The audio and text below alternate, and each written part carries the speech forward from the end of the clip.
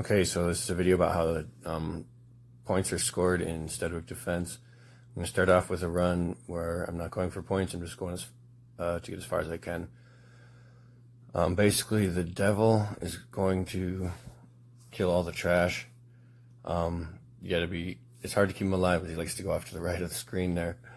You want to use the left side first awakening, so he's invincible for 5 seconds after each jump. But if he gets caught on a drill or a boss off screen, then he'll die. That's what the angel's there for. And if he dies twice, you're screwed on this strategy. On the first one, I used Earth Arrow. I have Galu marked with Earth Arrow. And then I also have stun on crit emblems on the marksman. Gremlin's also just naturally stun on hit. Ice elemental to block the second one. And Beholder will also, hold the boss with mind control. The devil has POA emblems on, so his Withering will crit and his other spells and stuff. Really strong POA set I have is on my elves. Basically, we're using the devil to clear trash and then the elves to melt the bosses is the gist of it. As well as, keeping the wall up. I don't think I keep it up the entire time, but I keep it up at least for a couple bosses or a couple waves of trash. And that helps a lot. As we check and see if I'm recording, because lots of times that boss will get caught on the off screen, out of range. That's why you can't put your elves all the way down, which I normally would to max their range damage, because they can get outranged. If things are too far off the screen, they won't even shoot. I'm trying to stone shield my devil there. But anyway, I'll speed it up here quick. The point is I get to play 46, but I only get 2 billion, just barely 2 billion in score. And there goes the wall. Which on the upside means I can't get outranged anymore. But I'm going to do a lot of fighting off screen here. This is the behemoth, goes down here, but you can't really see what I'm fighting anymore. You can see him fall down dead. He's on wave 30. Which, now that I think about it, I'm going to slow it down here because I can't see, but I think the last boss might spawn on 45, because wave 45 seems to take a lot longer than the other waves. I can't really see. But I get to 46, so maybe I should keep trying this till I see if I can get 50. But I don't want to redo the whole video. So anyway, you can see here, score barely hit 2 billion. There's a lot of ways to improve that. I can get 2.7 billion on wave 28. And you can see here in the stats how, the devil was doing all the trash and the elves was doing all the damage on the bosses. They're top 2 damage. So the first thing I'm going to demonstrate is the overkill damage counts in defense, and it does not encrypt. And I'm going to demonstrate that here. There's a run with my storm elementals and nothing else. I do a run with no emblems, and I do a run with my really strong POA emblems on. So you'll be able to see here, that increases the damage that he's hitting for by 3-4 times. But the score, it doesn't affect the score. Well, my score is actually lower at 1 minute in than it is on the other one. But there's a lot of RNG encrypt based on where the monsters spawn, I think, is what is the cause of the RNG. In any case, not enough RNG to cover up of doing 4 times as much damage. But if you look here at defense, if I take the score right as the first wave dies, get 15 million more, almost double as much damage with the emblems on.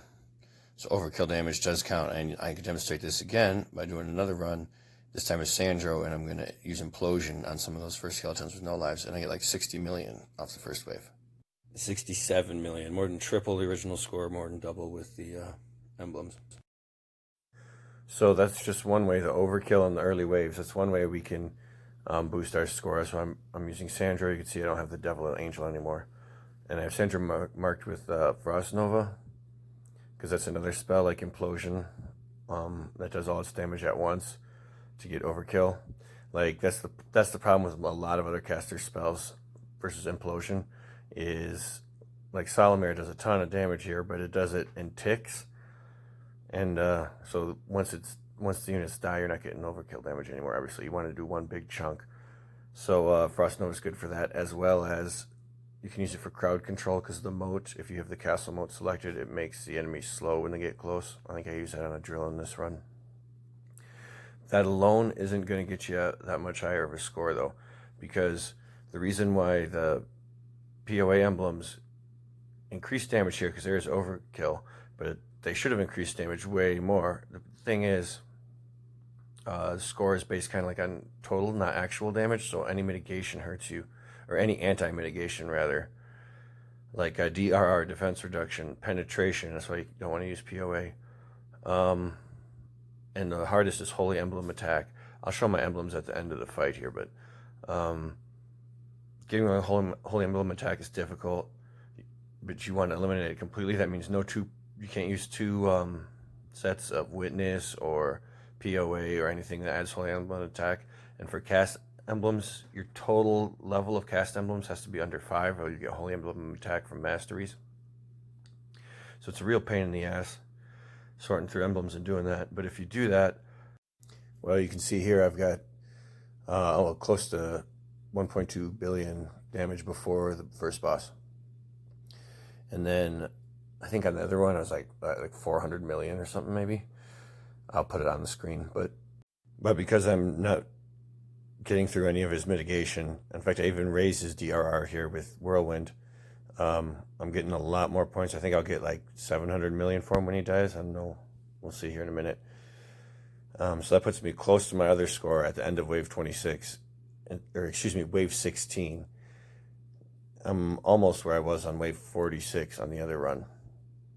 And then it's just a matter of, killing as much of this stuff as you can before you die or before time runs out. Same thing, you try and get them when they're low with life with Frost Nova or Implosion for the overkill. Oh, and I should have said, don't use the ult. Don't use his ult during the boss, because it gives low morale to all your troops as well. So it'll slow their attack down. But definitely use it, in between, because you can get a lot of damage off it. Just not during bosses. Or obviously during the first undead waves, because they'll be immune. But yeah, you can see here 2.7 billion I end up getting. Now in my emblems, I got Axo on the elves. Plus you see I have one cast up, but not over 5 emblem on her. And those, the bosses are always going to be slowed because Ice Elemental is going to be on them too. Plus the moat slows. So that's a good boost to her damage without boosting Holy Emblem attack.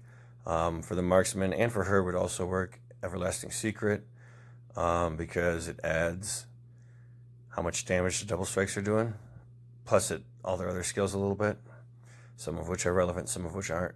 And then stun on crit on the gremlins, and then a bunch of attack speed, just random attack speed ones, or nothing on everybody else. The guy on second place on my server got a 6-star Judicator, and it added a ton to his score, so that's something to watch out for here, and in Crypt.